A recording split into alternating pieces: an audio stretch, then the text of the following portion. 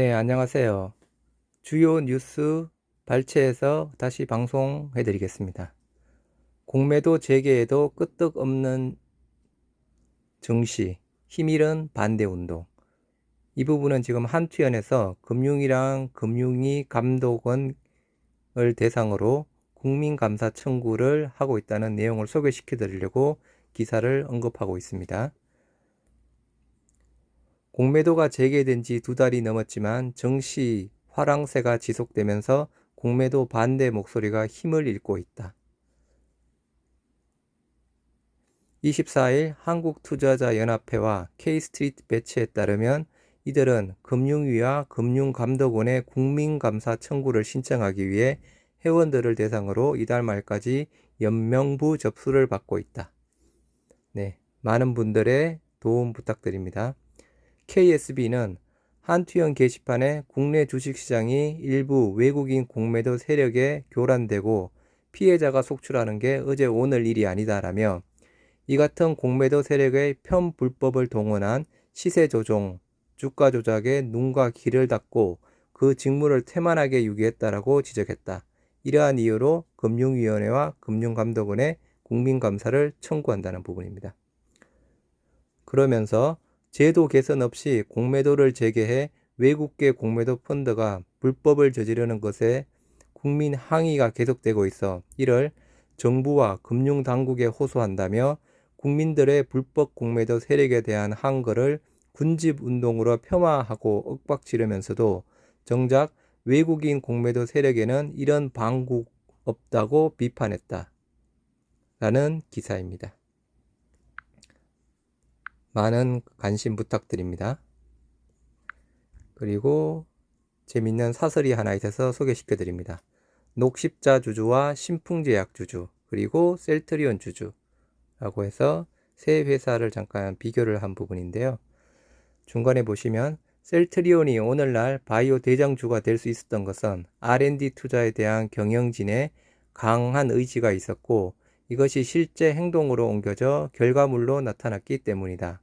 실제로 이 회사는 연간 매출액 대비 20% 이상을 R&D에 투자할 정도로 연구 개발에 미친 기업이라고 해도 과언이 아니다.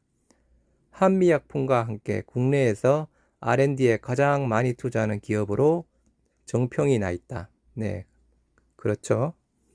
그 결과로 웬만한 신약을 능가하는 블록버스터급 바이오시밀러를 4개나 개발, 세계 시장을 주름잡고 있다. 레미케이드의 바이오시밀러인 램시마, 리툭산 바이오시밀러의 트룩시마, 허셉틴 바이오시밀러의 허주마, 휴미라 바이오시밀러의 유플라이마 등이 그것이다. 이 밖에 현재 임상 중이거나 허가를 진행 중인 파이프라인도 다수다. 이 회사는 코로나19 치료제도 국내에서 가장 먼저 개발, 보건당국의 승인을 받았다. 레키로나는 세계적으로도 세 번째로 규제당국의 검증을 받은 코로나19 항체 치료제다. 코로나19 치료제 개발은 이 회사의 오너인 서정진 회장이 직접 약속했던 사항이다. 그래서 사람들은 서 회장을 두고 한다면 하는 사람, 약속한 것은 지키는 사람이라고 믿는다. 그래서인지 셀트리온 주주들은 자부심도 대단하다. 그 약속 빨리 지켜주시기 바랍니다. 공매도 척결, 조만간 치료 계약한다. 빨리 지켜주시기 바랍니다. 코로나 치료제가 거론되면 꼭 소환되는 기업이 녹십자다. 혈장 치료제를 개발해 놓고 무상 공급하겠다고 약속해 놓고 저도 무상 공급하겠다고 해서 솔직히 약간 속으로는 셀트리온은 어떻게 하지? 조금 걱정을 한 부분이었습니다. 사과 한마디 없이 결국 포기해버린 기업이라는 인식이 강해서다. 그렇죠? 사과 한마디 없이 포기했죠. 뿐만 아니라 녹십자는 혈장 치료제 개발 과정에서 임상 2A상을 임상 2상이라고 허위 공시하는가 한편 오너 일가 등 경영진이 허가 불가라는 악재를 숨기고 코로나로 급등한 주식을 매도했다는 비판에서도 자유롭지 못하다. 그래도 그나마 셀트리온은 이런 부분은 없어서 큰 다행입니다.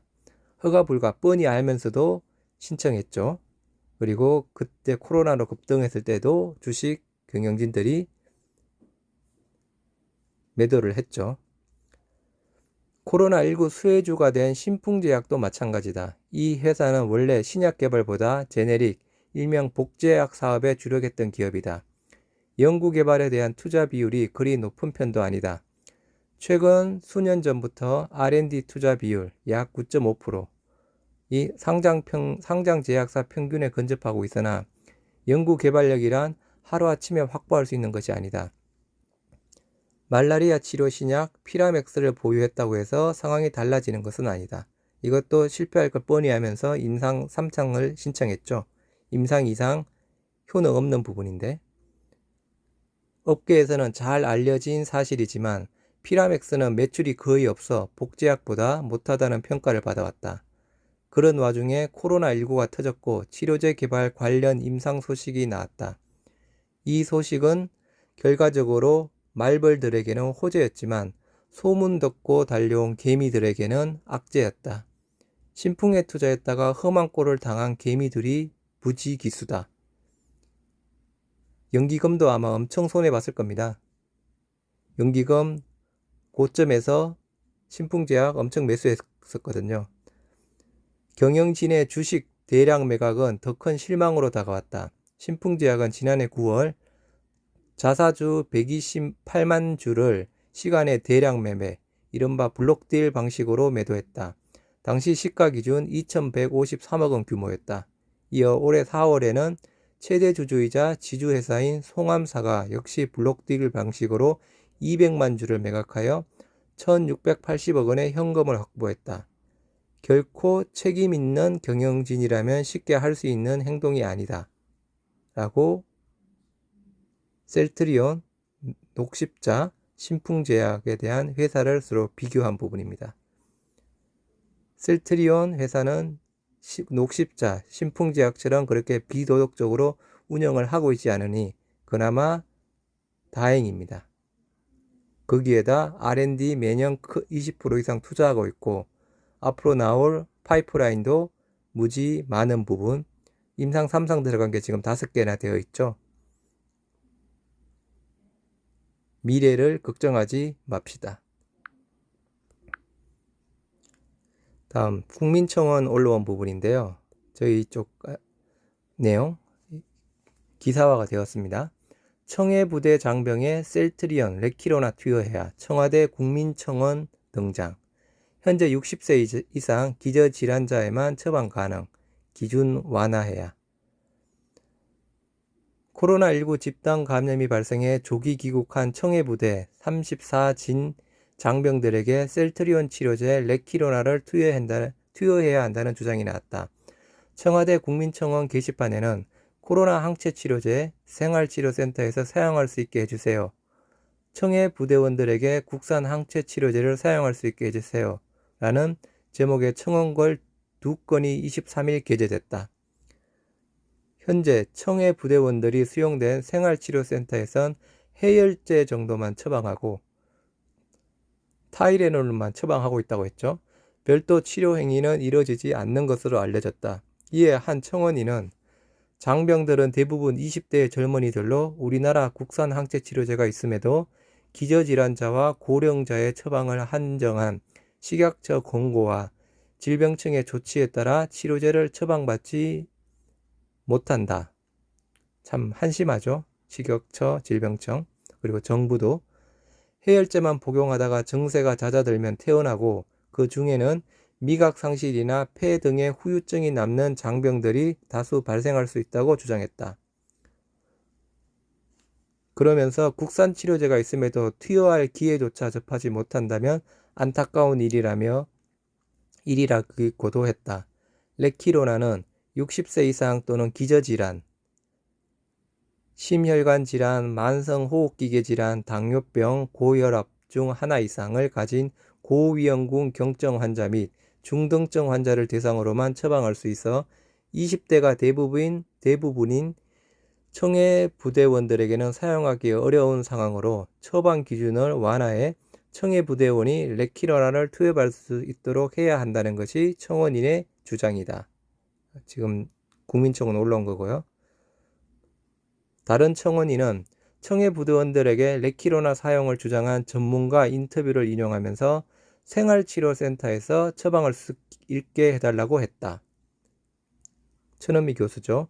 이와 여대 목동병원 호흡기내과 천은미 교수는 최근 머니투데이와 인터뷰에서 생활치료센터에서 코로나19 항체치료제를 쓰면 좋은데 국내에선 60세 이상으로 제한을 걸었다. 항체치료제를 보다 폭넓게 승인해서 병원이나 생활치료센터에서 편하게 투여하고 환자의 증상을 빠르게 호전시켜야 한다고 주장한 바 있다. 라는 국민청원을 언급한 기사 내용입니다. 식약처 질병청 빨리 정신 차리시기 바랍니다. 마지막 화이자, 존슨앤존슨, 레미케이드 분쟁 일단락, 셀트리온 램시마 호재, 셀트리온 램시마에게 호재죠. 화이자 2017년 독점금지 소송 4년 만에 합의를 했다고 합니다. 지금 램시마를 화이자에서 판매하고 있죠. 미국은 글로벌 제약사 화이자와 존슨앤존슨이 류마티즘 관절염 치료제 레미케이드 분쟁을 종식하기로 합의했다. 셀트리온이 개발한 레미케이드의 바이오시밀러 램시마의 미국 판매에 속도가 붙을 것으로 보인다. 23일 업계에 따르면 화이자는 J&J와 레미케이드 독점금지 소송에 관해 합의를 이뤘다. 세부 조건은 공개되지 않았다. 양사가 소송을 취하하기로 하며 공방은 4년 만에 종결됐다. 화이자는 2017년 9월 필라델피아 소재 연방지방법원에 J&J를 제소했다. J&J가 레미케이드의 독점적 지위를 유지하고자 미국 주요 보험사, 병의원 등과 계약을 맺고 화이자 제품을 배제했다고 주장했다. 연방 독점금지법과 바이오의약품 가격 경쟁 및 혁신법을 위반했다고 지적했다. 화이자는 셀트리온이 개발한 바이오시밀러 램시마를 인플렉트라라는 제품명으로 미국에서 판매해왔다. 램시마는 레미케이드의 세계 첫 바이오시밀러로 2016년 미국 식품의약국으로부터 판매 허가를 받았다. 화이자가 소송 리스크를 해소하며 인플렉트라의 판매에 청신호가 켜졌다. 셀트리온에게도 청신호죠. 인플렉트라는 2016년 4분기 출시된 후 분기 매출이 꾸준히 상승하고 있다. 작년 4분기 미국 시장 매출액은 9,700만 달러, 약 1,115억으로 최고치를 찍었다. 지난해 누계 매출은 전년 대비 14% 증가한 3억 4,100만 달러, 약 3,920억 원에 달했다. 더욱이 미국 정부가 바이오시밀러 장려 정책을 펼치며 매출 확대가 기대된다. 조 바이든 대통령은 최근 바이오시밀러를 도입해 경쟁을 유도하고자 미국 경쟁 촉진에 관한 행정명령에 서명했다. 복제약 유통이 개선되며 관련 시장이 커질 전망이다. 의약품 시장 조사 기관 IBQ어는 바이오시밀러 시장 규모가 2024년 800억 달러, 약 92조에 이를 것으로 예상했다. 24년에 약 92조랍니다. 시장 규모가 엄청납니다. 네, 지금까지 한투연의 금융위원회와 금감원 국민감사 청구권에 대한 언급기사와 그리고 셀트리온의 좋은 기사 세 가지를 소개해드렸습니다. 좋은 주말 되시기 바랍니다. 화이팅입니다.